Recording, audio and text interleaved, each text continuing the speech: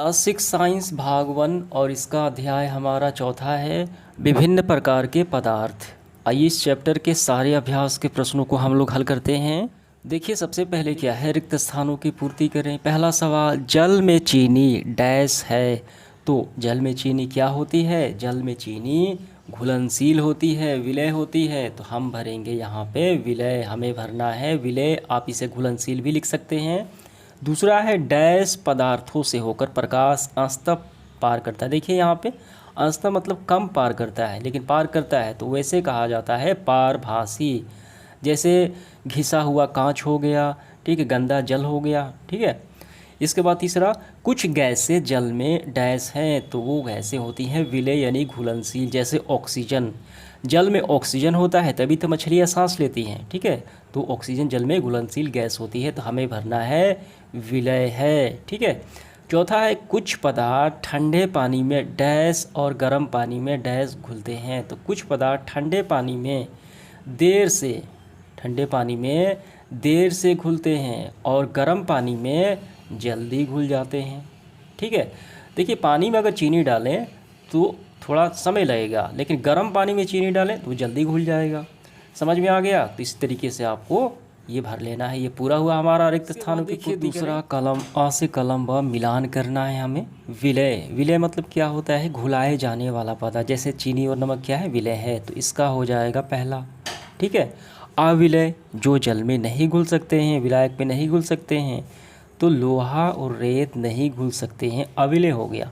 घोलक और विलायक, जैसे जल, जल क्या है? विलायक है, यानी विलय को घुलाने वाला है। चमकने वाले पदार्थ, धातुओं में चमक होती है, प्रायः धातुएं, ठीक है, चमकीली होती हैं। जल में विलीन गैस, तो कौन सी गैस जल में घुल जाती है? तो वो ऑक्सीजन, हम सभी जानते हैं। तो ये आपका पूरा हुआ फाइनली।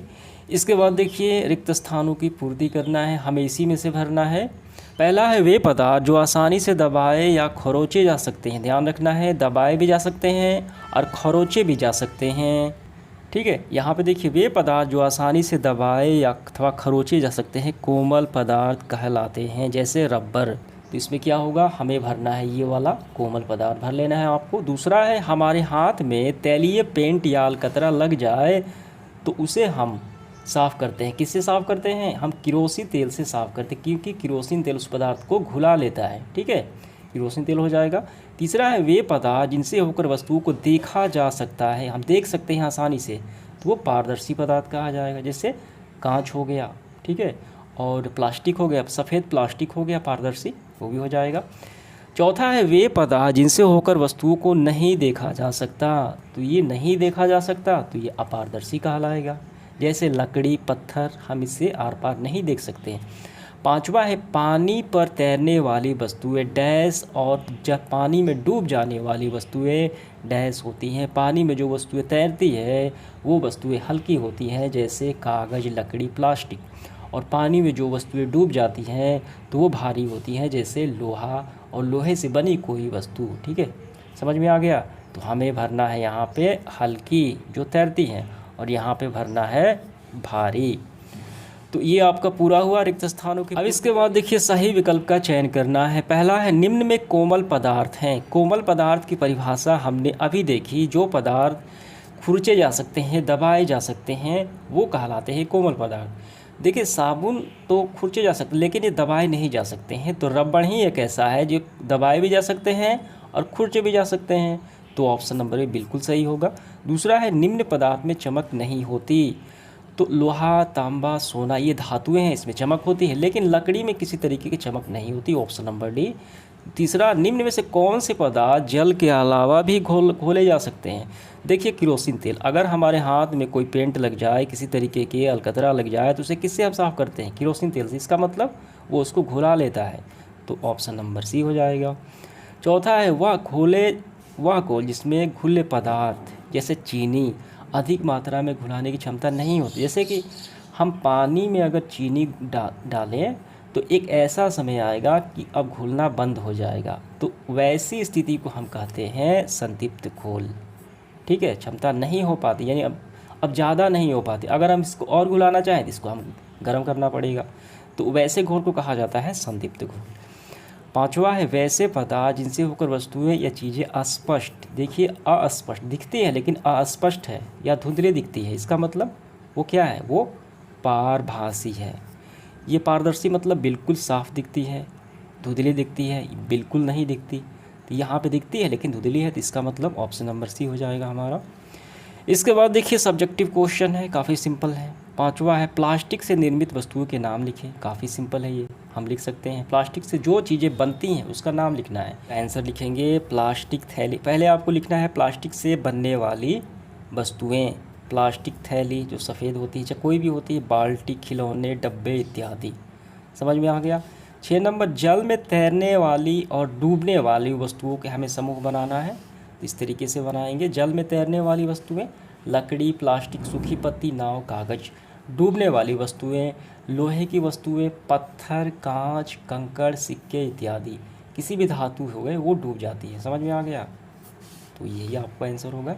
पारभासी, पारदर्शी, अपारदर्शी, हमें अंतर बताना है। ठीक है, काफ़ी इम्पोर्टेंट है और काफ़ी सिंपल भी है। आइए लिखते हैं।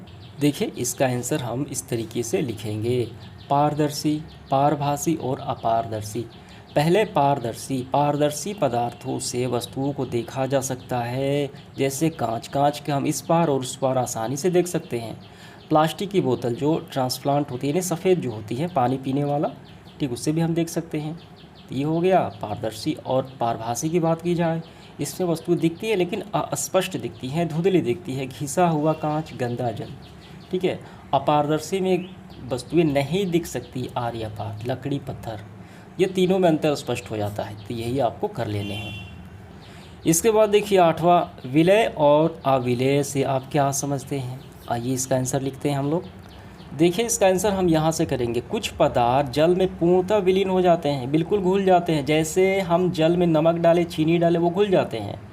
हम या कहते हैं कि वो पदार्थ जल में विलय हो गए, घुलनशील हो गए, तो ऐसे को हम विलय कहते हैं। जबकि कुछ पदार्थ जल में नहीं घुल पाते हैं, यानी वो अविलय होते हैं, अघुलनशील होते हैं। जैसे बालू, लोहा, पत्थर, वो जल में नहीं घुल पाते। समझ में आ गया।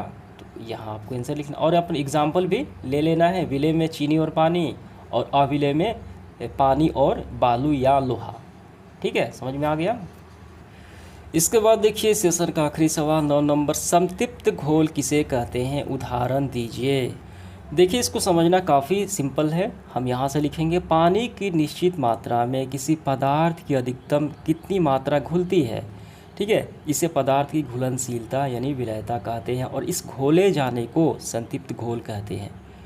ठीक है, कैसे आपको क्या समझ में आया। जैसे एक पात्र में अगर हम जल ले लें, अगर हम उसमें चीनी डालें, तो ऐसी समय आएगी कि वो चीनी घुलना उस पानी में बंद हो जाएगा, यानी वो पूर्णतः आपकी क्षमता खो देगा घुलाने की।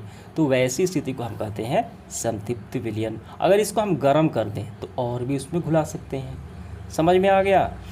तो आपको यहाँ तक लिख लेने हैं, और एग्जाम्पल में ये आपको लिख लेना है, जल में चीनी घोलना, गर्म करने पर और घोलना, तो वो संतृप्त विलयन हो जाएगा। क्लियर हुआ आपका। तो इस तरीके से हमारा सेशन समाप्त हुआ। धन्यवाद।